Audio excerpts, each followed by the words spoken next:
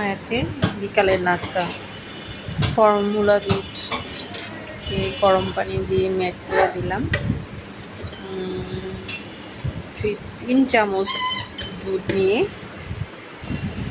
তাতে কিছু পরিমাণ গরম পানি, পরিমাণ মতো, দুধটা একটু ঘন হলে ভালো লাগে, তো তার জন্য সে পরিমাণে পানি দেওয়া। তারপর একটু পানি দিলাম। এই তো হয়ে গেল দুধ। বিকেলে বেশিরভাগ টাইমে আমি ওকে দুধ খেতে দিই। এবার আমার জন্য ব্ল্যাক কফি বানাবো। প্রথমে গরম পানি নিয়ে নিলাম, তারপর এখানে দিয়ে দিব 2 চা চামচ ব্ল্যাক কফি।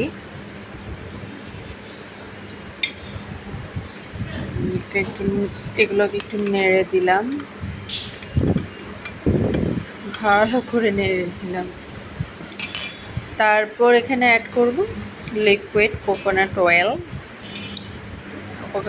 দেবো আমি 2 চা চামচ। ওকে, এটা হচ্ছে যারা